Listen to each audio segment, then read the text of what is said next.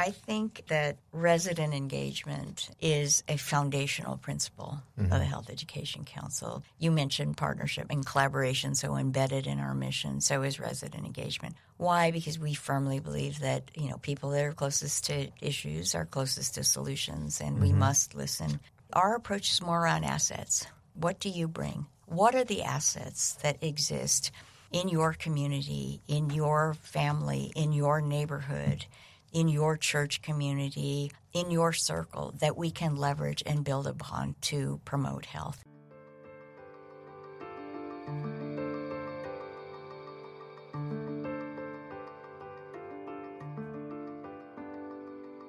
Hi, I'm Jeff Holden. Welcome to the Nonprofit Podcast Network. Our purpose and passion is to highlight a nonprofit organization in each weekly episode, giving that organization an opportunity to tell their story in their words to better inform and educate the respective communities they serve, as well as provide one more tool for them to share their message to constituents and donors. Our goal is to help build stronger communities through shared voices and to both encourage and support the growth of local nonprofit organizations through podcasting. Thanks to our founding partners for their foresight in helping us transform the way conversations start. CapTrust, fiduciary advice for endowments and foundations.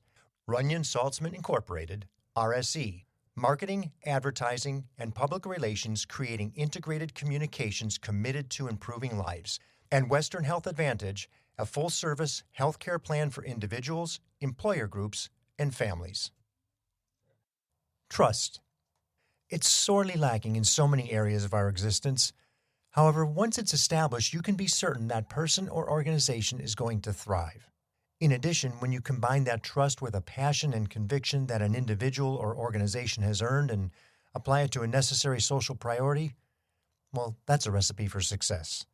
It's not often you get to see the culmination of these elements come together sustainably, but our guests in our organization today have done just that. And I think primarily because of the unwavering commitment by the founder and executive director, Deborah Oto-Kent. She's been leading this organization now for almost 40 years. Her primary areas of interest include coalition building among diverse stakeholders, resident engagement, and reducing health inequities among underserved, low socioeconomic, and diverse populations. Under her leadership, the Health Education Council has developed model programs focused on addressing the underlying social drivers of health outcomes and increasing access to resources to reduce disparities from preventable causes of death. The Health Education Council has been named Nonprofit of the Year by the California State Legislature in 2016, 2021, and 2023 for its work to reduce health inequities in the Sacramento region. Also joining us is Martin Ross, Deputy Director of External Affairs, Partnerships, and Workforce Development at the Health Education Council. Starting off after graduation as an engineer with the U.S. EPA and California Drinking Water Program, he then moved into various public service leadership roles in inner-city, semi-rural, and metropolitan cities in the western United States as a captain and major with the Salvation Army, as an executive director of Ready to Work, and now as a 2024-25 class member of the American Leadership Forum.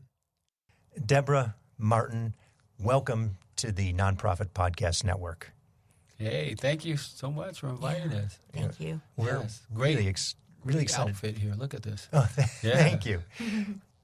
It's not often I get to speak to a founder of an organization that's been there, more than 5, 6, 7, 8, 10, 12. The most was 27. But Deborah, you've been a part of this organization for almost 40 years, which is an amazing, amazing accomplishment. Tell us a little bit about how it started and what engaged you. Right, 40 years. That does make me a senior citizen, doesn't it? Well, I never intended to start or form a nonprofit. Back in the 80s, my background's in public health, and I always wanted to do community-based, public health work. And we were funded with a grant to run a project called the Hypertension Council, and it was addressing higher rates of high blood pressure, a significant contributor to our major killer, heart disease and stroke. And we were doing this work in low-income, ethnically diverse communities throughout the region. And I kept thinking, we started to get asked for information, education, services in other areas as well. What do I do about my diabetes? You know, my husband has this condition. And I realized that people were really hungry for information and access to resources to help them live healthy lives. But we were funded on a grant that we'd have to write every year. And so I asked, some organizations like, will you help me fundraise? I'm not a fundraiser. Can we do this through another organization? And tried that a couple times, shopped around for homes. And I always had a group of advisors in the work, and we did kind of a landscape assessment. And there really wasn't 30-something years ago an organization that was singularly committed to reducing health disparities among, low-income, underserved, diverse immigrant populations in our region. Mm-hmm. And so that kind of formed the basis of starting the Health Education Council. Well, has it ever grown? Well, we still are involved in the early work of the council. Back then, the most preventable causes of death were poor nutrition, lack of physical activity, or obesity, right, that we call it today, and tobacco. And up until very recently, those remain the two most preventable causes of death. COVID really sort of elevated that discussion in a different way. But we continue to do a lot of healthy eating, active living, outreach, engagement, cooking classes, walk with friends programs, a lot of efforts directed at that. And our tobacco work has evolved as the tobacco industry and product innovation has happened. We're still involved with youth vaping and addressing all kinds of other tobacco-related products and prevention. So that work has kind of continued. It has expanded and evolved. And the good news is, because of the awareness of tobacco use and its likely cause of cancer, even vaping today has changed so much and minimizes, probably giving you the opportunity to take that energy into other areas that need more attention. Yes. Your work supports 5 different categories. And I'll read through them just for the benefit of awareness: health access, social connection, economic well-being, community safety, and wellness education. How does that impact your client, your constituent base? What do you see as maybe the most prevalent? And then can you maybe touch on each of those so we understand a little bit more about what they mean? We have known since I started the organization that the majority of health outcomes in our collective, your, mine, our collective ability to live healthy lives and to live a long, healthy, productive life happens outside of the doctor's office. And back then, the term the social determinants of health was not part of the common vernacular. But we've known that for a long time. And the underlying drivers of what really, really produces health around your socioeconomic status, your educational attainment level, where you live in your zip code, the amenities that you may have, like parks and public spaces, the kind of job you have, all those things profoundly impact our ability to be healthy. And so I'd say about when we hit maybe 20 years or before our 20th years, we started to think like, how do we conceptualize our work and how do we look at the intersection of these 5 areas and health? And so that's kind of how our work has evolved. And it also evolved during the practice or implementing our mission. So we teach people, how do you cook healthy on a budget? Folks on CalFresh. And we quickly realized that teaching people how to cook healthy on a budget was financial education. We also started realizing that we would do assessments around areas, most of us have heard this term around food deserts, where there's not quick, easy access to healthy foods. We also found out those are financial institution deserts, but they had a proliferation of check cashing facilities and payday lenders. So we began to really see these intersections. And so I sent half a dozen of our staff who were doing cooking classes to learn how to do financial education at the same time. How do we provide financial coaching to low-income families? Many of those people are small business owners. They may have landscaping businesses or be caterers. And so how do we serve them and serve their business and serve their overall health in order to improve the health of their family? Likewise, we arrived at, we talk about community safety. Mm-hmm.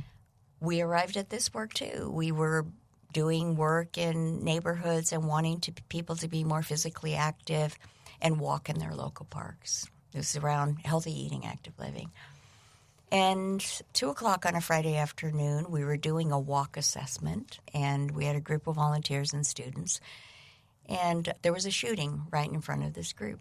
And we quickly realized this intersectionality around how do you be healthy in your own neighborhood where you live. You're afraid when to go that out. neighborhood is unsafe and there's violence in your neighborhood. So that really launched, our safety work around park reimagination and how do we make parks and public places safer. It also launched our Youth Violence Prevention Collective and a program for youth that we call SHOP, Safety, Health, Opportunity, Practice, engaging youth from around the region. If you think about your physical health and mental health, for the longest time, we've kept those very separate, right? Mm-hmm. You'd take one path to see your doctor, and then if you wanted to address your mental health, that's a whole other access path. And that's a big if, and especially that is in a minority if. community. Mm-hmm. People don't want to address the fact that they have a mental wellness issue. Lots of cultural stigma. Yes. Lots of we don't talk about it. Right. I am from one of those ethnic communities myself where, you tough it out if you were just stronger. So our social connection, bucket or pedal of work, if you will, looks at the intersection of health, your physical health, and your mental health. And what we've learned over the last 8 years or so of implementing a project we call Mente Sana, Vida Sana, Healthy Mind, Healthy Life. And it's a program that we partner with the Sacramento Mexican Consulate at. We do education and outreach. We implement a depression screening scale at the consulate. At the same time, we're doing financial education and blood pressure checked. We're trying to take a total wellness approach. But that program has helped us understand how do we address cultural stigma, and then how do we link people with counseling and mental health services in a safe place and space. And so that project, partnering with other organizations, offers people who need and want counseling 5 sessions at the consulate in a safe, trusted space. So based on the work of that, we're really deepening our work in mental health and social connection and reducing stigma. It's interesting because when I looked at those as 5 pillars, let's say, I siloed them until I heard you just explain how they're fully integrated as a part of well-being. Yes. Not we do this and this and this and this. No, we do this. Yeah. They're all connected. Go ahead, Martin. No, it is. So that's one of the aspects that attracted me to the Health Education Council. I received like a LinkedIn Connect invite thing, and I said I could always use another friend or connection. And then I had this, hey, do you want to come check out the Health Education Council as an employment opportunity? And so it was extremely impressive. So what I wanted to talk about out of these 5 areas, so for me, it resonated with my core values. So in the past, when we're talking about health, wealth connections, that's one of the things that resonates as we begin to talk. I mean, it is enormous. But what we need to do often is to help people realize that we're addressing the whole person. We're addressing not only the whole child, but the whole adult. And then we have to look at it that we're addressing the whole family. So from the background that I came... even at some point, the community. The whole community. Yes, right. I mean, Debbie has, two books out right now that Sutter helped us work on, and it's a park for everyone, and then your connecting place, right? And those are two books that talk about it. I mean, I think we should come back to that for a minute, talk about it. But it's really about telling a story where a parent and a child and a community can sit around and talk about what can we do. How does this resonate with us? How can we help bring about not only transformation and change for us, but maybe by us doing something, igniting something, connecting with others, that we can make a change for our community. So not only from a park perspective, but from a mental health perspective. Right. So, I came from a ministry area. I was Salvation Army officer for 20 years. So my speak was really only mind, body, spirit. That's what I spoke. I very much understood, but I never had some of those extra words to talk about this holistic approach. So now when I came over to the Health Education Council, again, when I got that text or social media contact, I said, man, that's really resonating with my core values. It's resonating with the work that I do because I know we have to address the whole person. So I often think of it in a couple of different ways. So we're closing the gaps on access. I think it's really all about access. So closing the gaps on access on health, closing gaps on mental and social connectiveness, closing gaps on economic well-being, closing gaps on community safety, closing gaps on education, health being at the center. And it's a public health approach, but when we can start talking to everyday individuals like yourself, you're a business person, so using business practical language. If we think of that round table approach and our logo and model, and we divide it in half our Sutters, our Kaisers, our Robert Wood Johnson Foundations, our California Department of Public Health, they get it. But what about McDonald's? What about other people that are thinking about how do I make a difference? And so when we say, for instance, one way that connects it often under economic well-being, which hits all of it to some perspective, because there's a thread that goes between all of those, health being at the center, is unemployment, is underemployment, is lack of financial education a health concern? Do you think it is? Absolutely, yes. You would say it was. And so now that very statement begins to open up the doors. So then in the mind of the corridor principle is like, well, wait a minute, look at this. So I'm saying, so if we're thinking, if a person can improve themselves and their economic well-being, because there's a health-wealth connection. Debbie mentioned the zip code. They mentioned the access. Can they stay in their own home? What about those things that make you want to holler? There's a book that was called that. I mean, that is mental health. I'm dealing with bills and illness and lack of education or wellness education, or if I were formerly incarcerated, or I'm in a justice-involved situation where I don't know where to go or how to navigate. Is someone going to give me a second chance for hiring? So we're tackling those subjects. And as Debbie likes to put it, trying to move the biggest boulders up the hill. A lot of times people say Health Education Council. What is that? Is that a government agency?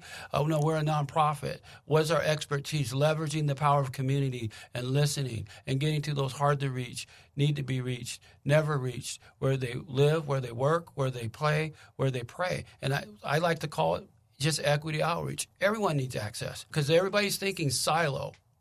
And if we don't collectively come together, and as Debbie puts it in one of the National Academy of Medicine videos, and change the way that we're doing what we're doing, and not just throw money, but notice that we're working with the whole person, then our broken systems, I believe, are just going to plain old drive us broke, and we're not going to bring about any change. But if we change the way we approach health and realizing that it's all about all that we do, then I think we'll be able to more effectively make change because that's how everyday people operate.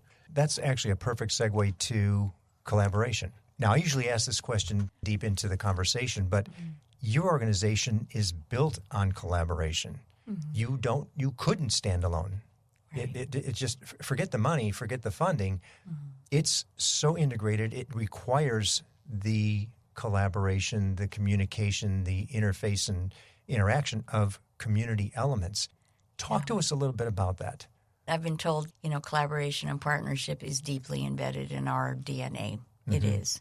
Recently, during the pandemic, we actually purchased a building as our headquarters. But I still believe, and I tell our staff, our work is not about bricks and mortars or building. It is about collaboration and partnership, meeting people where they're at, where they move, the institutions that they interact with, and being out in the community. It's also built on the fact that no one sector can independently improve the health of communities. It's going to take all of us at the table. Public health can't do it. Healthcare can't do it. Local government can't do it. Air quality resources, transportation, housing, all of these entities profoundly impact health and well-being of neighborhoods and communities. So I think, collaboration, we have to do work in that way. We have to. And it's pretty much how all of our work emerges. Are there any type of organizations that you find yourself working more closely with than others? Historically, we've always worked with education. As in schools, local schools, community schools. And school districts. And we think kids are exposed to, educational systems. And so we've always had strong partnership with schools. We have strong relationships with local governments.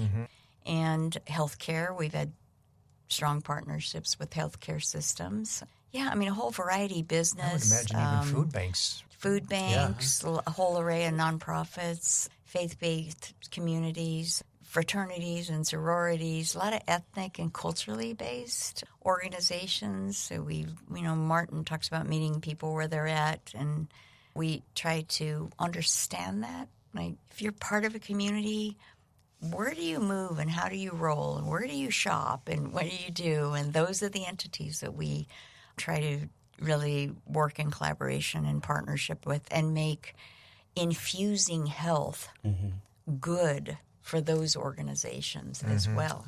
A priority. It's not us trying to come in and do something. It's finding that secret, that special place that says, this is a need of ours. You just said the keyword need. It's finding the need. Well, and plus if we talk about trust and trustworthiness and so forth, HEC's secret sauce, which it shouldn't really be a secret sauce, but it's really this idea around convening. It's forming trusted networks. We're spending time after hours. I think in forming relationships, and whether it's individuals or it's corporate or government, they trust us. There's some things, like if we get into what we do, like trust, there's resident engagement, there's collaboration and partnerships. We listen, we follow through, and, we pivot where we have adaptability. And I think what's important when we look at that, why does that work? So we realize that we don't know we don't know what all the problems are, and we don't know what all the solutions are. But what we can do is we can form these important relationships. I like to call it trifecta forming, right? 3 legs hold up a stool, 3 points make a plane. GPS works off of triangulation. So if we start looking at disparate groups, so 3 creates stability, right? And at least 3. Maybe there's more. There's a lot of different groups out there. But we're scanning for that.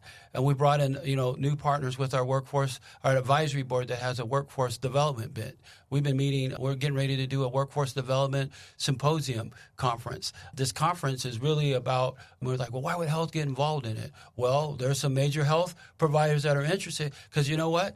Industry, thinking of a trifecta or lack of one, industry will say we can't find them.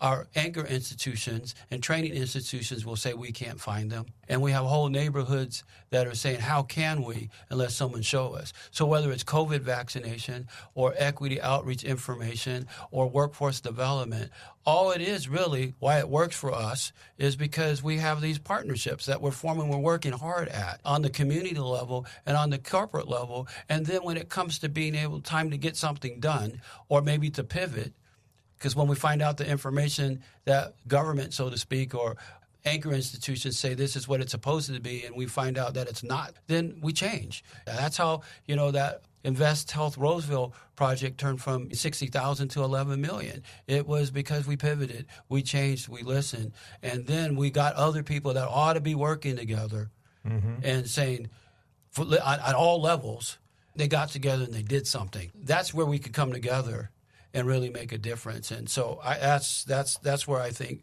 HEC is huge. And so you can kind of tell in my voice elevation, I get excited about it. Yeah, I think one of the things that you have that is such a plus. Yes, I know we know you do get excited. That's what I like about you. You are so passionate about it.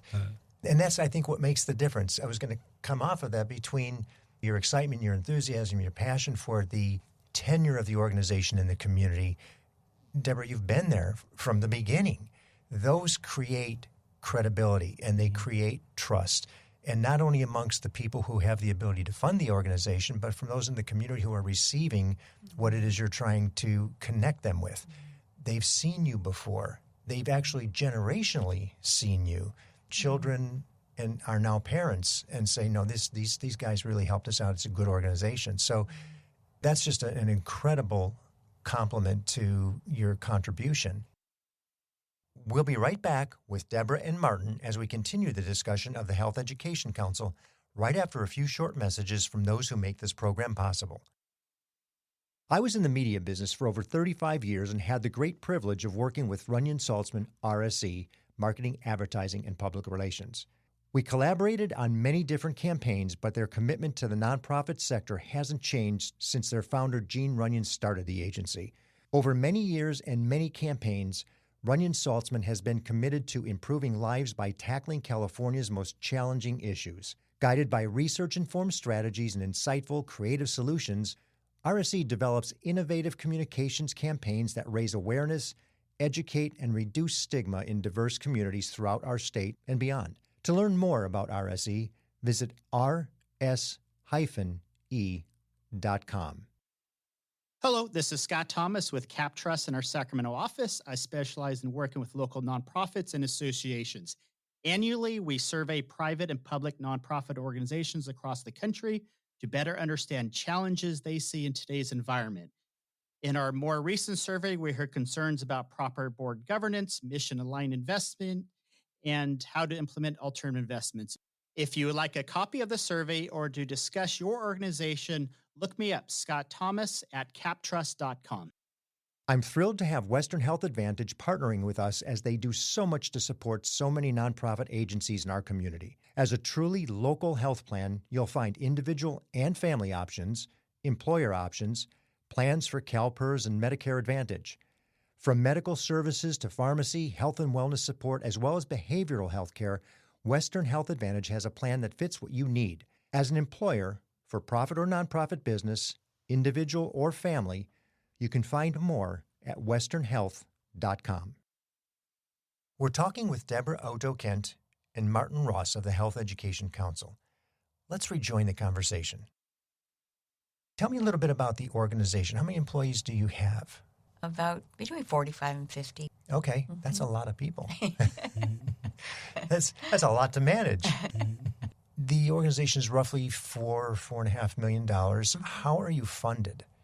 We are funded a lot by grants and contracts, both government, private, foundation, and corporate grants, and sponsorships and donations from individuals. Doing programs fee-for-service type of things? We do some fee-for-service programs around our training and some of the services around, listening, doing listening sessions for other organizations to learn more about communities. And to a point that Martin was making a little earlier, you were recently recognized by the Center for Health Justice as a leading example of community engagement. How much better does it get? You're actually being recognized for it. You're preaching it. You're walking the walk and talking the talk, and somebody's saying, yep, you are. Tell us a little bit about that recognition. I can see you're beaming, so it's obviously a nice recognition to get. So that's a... Yeah, I think that resident engagement, as Martin had said earlier, is a foundational principle of the Health Education Council. You mentioned partnership and collaboration, so embedded in our mission, so is resident engagement. Why? Because we firmly believe that, people that are closest to issues are closest to solutions, and we must listen. I think the other thing is that for so many, we take a very need approach. Like, what do they need? What do you need? And it's all need. I think our approach is more around assets. What do you bring? What are the assets that exist in your community, in your family, in your neighborhood, in your church community in your circle that we can leverage and build upon to promote health. In one of our projects in West Sacramento that we started about 7 years ago, we convened a group of 15 what we call community activators, just folks who we'd ask around and say, who would you talk to if you wanted to get something done? And these are the folks we convened. The influencers. And not the usual sort of suspects often, right? And after this meeting with them, we came up with 261 assets within those neighborhoods, within those circles, within those communities to leverage and to activate in service of further elevating health. So I feel like our approach is one of deep listening and of acting and follow through. And so Martin has seen me do this. Like, we'll be out at an event and someone will come up to me and say, my husband has XYZ and he needs information and we don't know who to call. I mean, I personally take that number and make sure that that person is followed up with. I think, the way we listen, we build trust, I think, through action. Well, and care. So often people will get engaged in a program or a commitment to something to do it. But do they really care? And when they really care, it's evident. They ask the question and they follow up. They make a commitment to that individual, or they make a promise and they follow up. Yeah, and I think, I mentioned a lot of our funding comes through grants and contracts. And often in those grants and contracts, we are funded to do something, right? We're funded to do, classes, or we're funded to do very specific things. And sometimes we've heard that that's not really what communities want to do. It's our priority, not their priority. Right. And so our ability to navigate that and to be willing to pivot, Martin mentioned this project in Roseville. Our project was around food insecurity in an area that was a documented, designated food desert identified by the California Department of Public Health.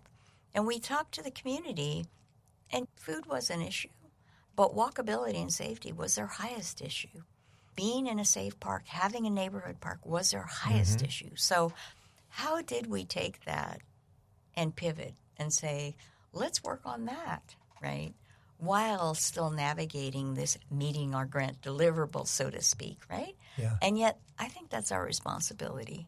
We have a deep responsibility. And right? to your trustworthiness, the fact that you listened to them and engaged the way they saw the benefit, not the way the grant maybe saw or you saw the benefit, all of a sudden, there goes that credibility again. They're like, hey, they actually listened and did what I was asking or saying. It is those often small, low-hanging fruit changes, right? That can happen. We were, early on in our project in Roa, we were working with, the mayor was part of our team, Carol Garcia, at that time, and she said, Debbie, somebody stopped me in the grocery store and thanked me for the new lighting in the park, right? This is something that we were heard from residents. Can we just get better lighting? Can we get the trees trimmed, right? Often it's the smallest things that we hear that can easily be acted upon that often aren't. And now I have confidence to go to the park in the evening. I can take a walk. And I can get healthier because I'm not afraid to go to the park because it's well lit. And here we are back to the health. See, you're a public health professional now. Right. Well, to kind of piggyback on that, we are a science-based but also a public listening organization. When we're talking about why solutions aren't getting done, I think it has to do with the willingness to get, Debbie mentioned we go where the people are at. But I have to ask a major question, whether we're talking about donors, we're talking about government, we're talking about business, public, private, solving problems. If we, this is what I get excited about. I mean, I'm an engineer. That's my background. And I went, got my MBA, and I was working on looking at solutions for homelessness. But I wanted to take the good people skills and blend those with analytical skills. And see, this is really what HEC does. I mean, we're using a data-based, neighborhood-based approach, right? We're in the neighborhood. It's not, here's a region that's good. But how do we transform a neighborhood? A neighborhood sets an example where you can get pre and post data and say, hey, wait a minute, we actually did change something here. Mm-hmm. You would think that Roseville, right? I was going to say, what issues in food? Where's a food desert in Roseville? I cannot think of one for sure. There is, right there around the railroad tracks. Okay. Right there in that corridor. There's core neighborhoods that are just as poor. And who would think of that? Who would think of that? I'm thinking of Denials, railroad tracks. And right there. You're right, Denials is closed. There's nothing.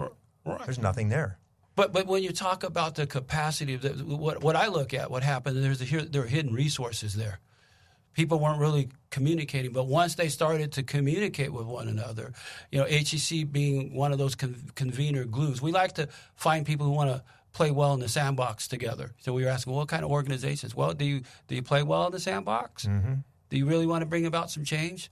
So if we can find more people who want to play in the sandbox as well together, not to say that we're bringing all the right toys, just bring what you have, and then let's start playing together, listening together. And you know what? We believe that we probably will be able to come up with a solution. Are we thinking like we're dumping a bunch of money at different things, and why can't we get things done? And what I'm trying to encourage our public and our private institutions is go find those partners in the neighborhood, those nonprofits, those promotoras, those individuals, those influencers that are out there. Mm-hmm. In Espanol, it's promotoras. It's el mismo palabra. It's the same word, but go find them because they're going to tell you who to connect with. And so if we form these ambassador relationships, I think we're going to get way better service delivery. We're going to get effectiveness. We're going to get solutions because we're going to have people that are going to be able to be those conduits, those glues out into the neighborhood to say, hey,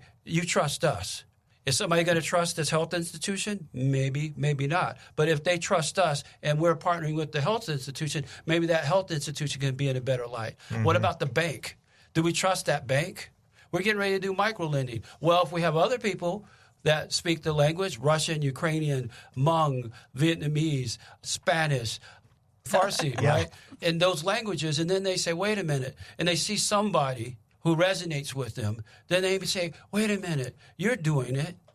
Wait a minute, I trust you. Maybe I'll try that bank. Maybe I'll try that health clinic. Or maybe that bank will have one of those speakers with you in the community at 7 o'clock in the evening. Right. To say, we're here for you. If we're coming and we're trying to say, I'm the chair of the Sac County Equal Employment Opportunity Advisory Committee, the county and any of these institutions, 15% vacancy rates. It's not that there aren't people who want, and they say we want folks with lived experience to work. It's not that these folks with lived experience don't want the jobs. We stop at 5 o'clock and we're not trusted and we're not getting out there. And that's where the failure is. But that's also where the solution lies. And HEC is doing great things, but Debbie will say, we're nothing special. We're just regular everyday people. But if being special means coming to visit you after 5 or to return a phone call or to come up with a partnership, well, hey, then you're special. I think things can change. We just got to do it better. Yep. So, Deborah, if money weren't an object, how would you grow the organization? Wow, that's a good question. I thought so, too. It's now become one of those that we'll ask on a regular basis. Well, you got that strategic plan, that new one that you're working on. Yes. Well, since Martin's come on board, he's been talking about HEC next, right? What's next for HEC? And I think, as a founding executive director, every time we hit a milestone, 25 years, wow, we've been around because, and then it's totally the next agree. milestone, except I always had this idea, like our goal is to put ourselves out of business. It's like that is the ultimate goal. And yet, I think over time, health inequities have grown. And of course, we're just coming off a pandemic where our organization grew during the pandemic because of all of the COVID equity work that we were doing, kind of the unequal burden, if you will. And the nice thing about that is not only was there, I hate to say the COVID equity, but there was also cash. There was infusion to nonprofits and organizations from the government that really helped fuel a lot. Yes, yes. And deepening our outreach and engagement and reaching communities that did not have access, right, to services that were very much needed. The fact that during COVID, the social determinants of health was completely laid bare. Never would I have thought we would have seen lines around food distribution centers in such a dramatic way. So I think the pandemic brought to life a lot of the inequities, health inequities that were there before the pandemic. And so your question, if money wasn't an object, how would I grow the organization? Right. I'd love to hear Martin's perspective on this too, because he's been focused a lot on what's AGC next. I would double what we're doing. I would create more neighborhood-based initiatives. I would create systems where people can flow and roll in their own communities and receive health-related services, education. Ease of access. Ease of access. And probably expand in underserved communities more throughout the region. I would deepen our work around working to create more investment in low-income communities, because I think that's ultimately good for cities and counties and communities as a whole. Overall, if communities are healthy, everybody wins. I like that. All right, Debbie. AGC next. I want to expand on it a bit because I think she's a little bit humble on some of those types of things. Here's what I think, right? I'm going to talk about dominant design for a minute. We need to start preaching social determinants of health because it's become the dominant design. I mean, when most people are like, what is he talking about? Oh, we know what we're talking about. Think about our regular old school phones, right? The ones that are sitting on our desk or the ones that we threw away, right? So we would pick it up and, it has the mouthpiece and then the earpiece. But then we'd start looking at our smartphones, right? You saw Nokia, you saw all these other different variations. But here comes the second mover, right? Apple. And then it could be Samsung, right? Those are the two major ones. And all of our phones look like a particular shape, right?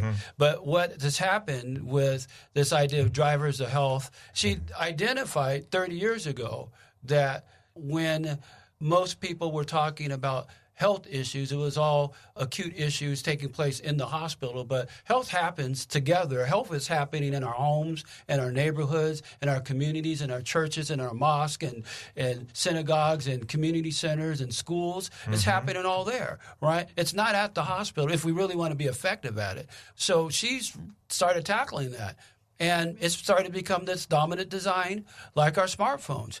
And if you start thinking about, and I'm trying to speak to those business people out there, those that are those CEOs, the decision makers, because I love our MSWs and our public health persons, but the people that need to be thinking about this, making the decisions around the table, they have their economists and their business folks, and they would say, pay attention to this, because 4 out of 5, maybe 5 out of 5 of the funding priorities of the major banks, the major other institutions, just look around, they're all coming around this dominant design, emerging dominant design of drivers of health or social determinants of health, right? We're talking about access, health access. We're talking about mental health, right? Everybody's concerned about mental health. There's not a single person that's not under the water or near under the water or got to some lower level. And especially if you didn't have the resources that you need, you probably went under the water during this pandemic. We're talking about what was exposed when the stuff hit the fan, when the heat got turned up, about the prosperity and the access and the availability and the connections that need to take place in America and our communities. We thought the solutions were all about throwing money, but we don't have any more money. All that, American Rescue Plan Act dollars, they're gone. They're going to be gone. They're going to be gone at the schools. But America really is about taking that diversity and using necessity and creating invention. And if we really get into start caring about each other and stop being divided, we can really make something happen. And here's what I mean. So Debbie's, all those awards, right? These are national level, right? So if she had all the money that she should have, I think she should be flying around the country, doing that national level stuff, talking and preaching, because she's a preacher. We just fixed your succession plan there. Right. She's a preacher. It's done. There you go. But she's one of those quiet preachers, right? She's one of those quiet preachers. But when you listen to her, she has impact. She has wisdom and so forth, and people listen. And so that's what I think we ought to be doing. And that way we can fix some problems and start preaching it. That's what I believe she should be doing, and that if she had all the money in the world. And then, of course, you're talking about leadership. And I think a bunch of donors should get excited about it and come around that too. Let's look at an holistic approach and find organizations like HEC and others that are doing the work. We saw a bunch at Sac State. There's people doing the work. But don't just give your money to anybody. Give your money to some organizations that are getting some stuff done in a very grassroots way that we all think. We think in a holistic way. To your point of holistic, it starts with the individual. Yeah. If we can treat the individual holistically, mental health, mental wellness, and physical health and well-being, that transcends to the family. Yep. The family transcends to the neighborhood, the community, the faith-based organizations, the jobs, the economic benefit of all. And I see you doing that so well. And again, it's this track record of success that you've got it's just incredible to be able to see that. We're running out of time, and I could go on and on and on. I know it went fast, didn't it? I want to ask you succession, because I know that's on everybody's mind. And since this is going to be a tool for you, it's going to come up. And what does that look like today? Where, besides, we're going to put you on a plane and travel you around the country with the unlimited funding we're going to get. Yeah. What does that look like? I think when we hit 20 years, I started working with my board around succession planning. And for a long time, I've realized that a big part of succession planning is deepening your bench internally. And so I go back to, being a founding executive director, where I was going to the store and buying the office supplies and doing the payroll and writing the checks and doing everything. And over time, we've built the infrastructure of the organization and deepened our bench and investing a lot in leadership development of our team. I think we have a great team right now. We have a great team of leaders. We've created and been thoughtful about thinking about creating a deputy structure. And we ask ourselves, I ask myself this question all the time. The board is reluctant often to ask this question, right? But what if I was hit by a bus? What would happen then? Our greatest responsibility, right, is to ensure that there would be a continuation, I think, of our programs and our services. The well-being of the organization. The health and well-being of the organization. So I feel like I've been working on this for the last 10 years. The hardest part of succession has been personally about me and what my role is going to be. I just want to continue to be a service. I do think, having done this work for 1,000 years, I do have some history. I have a collection of stories. I see how things recycle themselves. We call it different things, but we're still talking about the same thing that we have not moved the dial on. I think I am spending increasingly now more of my time thinking about what is our impact? How do we take our responsibility as a nonprofit organization who takes and receives the public's money and spend that appropriately and use that appropriately and tell the story of our impact, how we're having it? It's why I've started writing these children's books, because it has moved me from data collection to meet a grant deliverables to really thinking about whose lives are we improving? How is that being done? And so I'm increasingly, because the organization has grown and I think has a great leadership base, I think that's a contribution I can, make at this point. And so I think when I leave and exit, the organization's going to be fine. Two things. Best way to reach the organization. What's the best way to get in touch with you guys? Well, our website is pretty good. There's a lot of cool stuff. It's very good. It's been running in the background. So they can go to healthedcouncil.org. So with an ED in the middle and then with a CIL. So healthedcouncil.org. That's our website. You can go there. Folks should always give us a call. Yeah, our phone number is there, 916-556-3344. That's our number. Yeah. We also have staff out at housing communities, affordable housing communities that are outstationed there. We have 5 or 6 staff at the Mexican consulate every day, Sacramento Mexican consulate. And so really quickly before we go, books. You said the 2 books. You mentioned I didn't see that on your website, and so this is new to me. Oh. Share with us the 2 books really quickly, if you could. One's called A Park for Everyone. And it tells the story of Nina, a little girl, and how she advocated for changes in her park. It is based on our work in the city of Roseville and Weber Park. And Sure, I'm familiar with the that park. happened over 7 years, and last year we were so thankful to the city of Roseville. They allocated $9.5 million to completely renovate this park. Fantastic. And so a lot of that's because of this little girl who decided to come and speak her mind about why she needed a healthy, safe park. And the second book is called Finding Your Connecting Place. We have learned during the pandemic that, when we talk about mental health, we do have an epidemic of loneliness in our country that was declared prior to the pandemic. Then pandemic happens. And so what we found in our mental health work is a lot of times people just want to connect with each other. They want to talk to each other. They want to be in groups together. They want to talk about the challenges of raising a kid or doing things together. And so this is a story about Nina and her grandmother who seems lonely, and she finds her connecting place through a women's art group that meets now regularly at our offices and connects around art and talking and sharing. What the 2 of you have walked us through today is really nothing short of amazing. Your tenure in our community, what a treasure you are, both you personally and the organization. So I thank you for that, for what you do, for helping the communities that you serve, the breadth of the people that you've touched and the families and the generations of families now, I'm sure, that are aware of the Health Education Council have really, really benefited. So, Martin and Deborah, thank you for elevating so many nonprofits in our region and telling our story. Thank you. You're welcome. Yeah, we hope it catches on and continues to grow. Yes. Loved your presentation that we had over at Sac State for the social entrepreneurship, and we reached out to one another, and I like you even more than before too. So it keeps going. Nothing was negative, but it keeps growing. Communication and connection, right? Yeah. And now collaboration. Yeah. Well, thanks again, you guys. Appreciate it. Thank you.